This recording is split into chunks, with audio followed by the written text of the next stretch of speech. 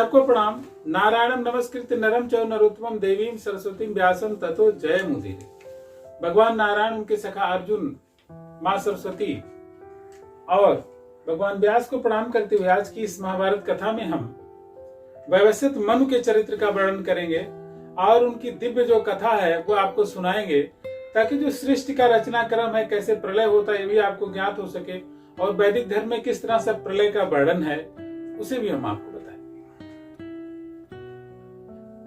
व्यवस्थित मनु सूर्य के वंश में पैदा हुए थे और कहते हैं कि वो बद्री का आश्रम के पास तपस्या कर रहे थे। वहां पर एक नदी में स्नान करते समय एक दिन उन्हें एक छोटा सा मछली का बच्चा मिला और कहते हैं उसने मानव की आवाज में कहा मनु से कि प्रभु, यहाँ पर मैं नाना प्रकार के मछलियों मगरमच्छों से मुझे बड़ा डर लगता है, अगर आप मुझे संरक्षण प्रदान करें तो बहुत अच्छा रहेगा। तो कहते हैं कि मनु ने उसकी मछली की बात को मान लिया और उसे एक अपने लोटे में घर ले आए और उसे मटके में रख दिया। कहते मनु का बड़ा उसे स्नेह था, उसका बड़ा लालन पालन करते थे, उसे तरह तरह की चीजें खिलाते रहते थे। इससे वो जो मछली का बच्चा था बहुत तेजी से बढ़ने लगा और कुछ समय के बाद, कुछ माह बाद वो क्या है, एक बड़े मत्स्य के रूप में बन गया। माने उस घड़े में उसका रहना संभव नहीं हो गया। तो उसने कहा कि अब आप घड़े में रहना मेरा संभव नहीं है। तो उन्होंने ले जाकर के एक बड़े से तालाब में उसको डाल दिया और उस तालाब में वह, चूंकि तालाब लंबा चौड़ा था, इसलिए वो मछली धीरे धीरे उस तालाब में बढ़ने लगी। कहते हैं जब वो कुछ बड़ी हो गई तो तालाब से भी उसका रहना संभव नहीं हो गया। तो उसने कहा कि अब हमें आप गंगा जी में अगर या किसी आप जहां नेत्र समझे वहां अगर आप ले जाते हैं तो बहुत अच्छा रहेगा। तो मनु महाराज ने उसे गंगा जी में ले जाकर छोड़ दिया। कहते कुछ सालों बाद वह इतना बड़ा हो गया कि उसका गंगा जी में भी उसका रहना उसे अच्छा नहीं लगने लगा। तब उसने मनु से कहा कि अगर आप मुझे सागर तक ले चलें तो बहुत अच्छा रहेगा। देखिए बद्री के आश्रम से सागर कितना दूर है, लेकिन कहते हैं प्रेम क्या नहीं कराए। अब उस मछली से बड़ा स्नेह था उन्हें, अब उसे लेकर के वो सागर तक गए। खैर सागर में पहुंचकर वो बड़ा प्रसन्न हुआ मछली और उसने कहा कि मैं, प्रलय आने वाला है और मैं उस प्रलय में आपकी सुरक्षा करूंगा। आपको करना यह है कि जब प्रलय होगी उसके पहले आप बड़ी सी नाव बना लें, सुदृढ़ नौका हो, उसमें तरह तरह की औषधियों को, बीजों को रख लें और सप्तऋषियों को बैठा लें उसमें। जब आप सप्तऋषियों को उसमें बैठा देंगे तो फिर मैं, जब आप स्मरण करेंगे तो मैं उपस्थित हो जाऊंगा और आपकी सुरक्षा करूंगा, आपकी नाव की भी रक्षा करूंगा। तो कहते हैं कि उसकी बात सुन करके, क्योंकि उसे मन को भी विश्वास हो गया था ये कोई साधारण मत्स्य नहीं है, ये महामत्स्य है।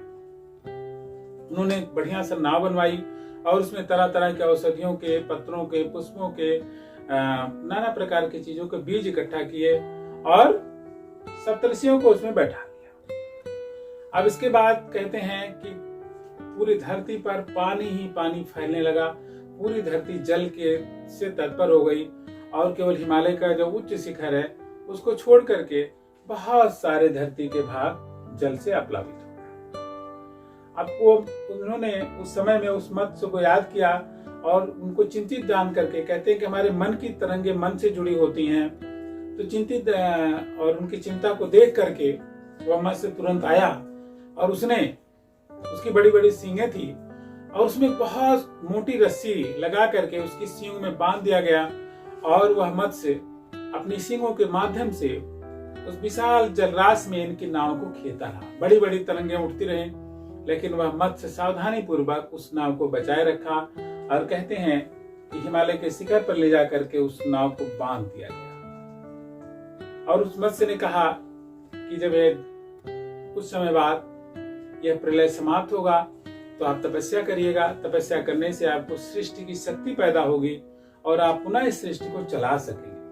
कहते हैं कि हर कल्प में सृष्टि उसी पहले कल्प के अनुसार सृष्टि रची जाती है और फिर हम लोग अपने नाना प्रकार के जीव जंतु इस धरती पर पैदा होते हैं, तो कल्प कल्प में ये सृष्टि उसी अनुसार चलती रहती है। तो मनु महाराज ने तपस्या किया और तपस्या से उन्हें इस सृष्टि को आगे बढ़ाने का बल प्राप्त हुआ। कैसे इस सृष्टि को आगे बढ़ाएंगे, फिर उन्होंने ये सृष्टि आगे बढ़ाई। तो हमारे कर्मों के अनुसार हर कल्प में हम लोग आते हैं और नाना प्रकार के अपना जो पार्ट है, कहते हैं रंगमंच है, और नाटक के अनुसार अपना पार्ट अदा करते हैं। तो इस सृष्टि के नाटक को समझ करके हम लोग भी अपना आचरण, अपना कर्तव्य उसी अनुसार व्यवस्थित करना चाहिए और मन से प्रसन्न रहना चाहिए, क्योंकि सृष्टि में कुछ भी अनावश्यक नहीं है और सब कुछ एक क्रम से है। लेकिन हमें अपने आचरण और कर्म को अच्छा रखना है ताकि हम कहीं खराब न हो।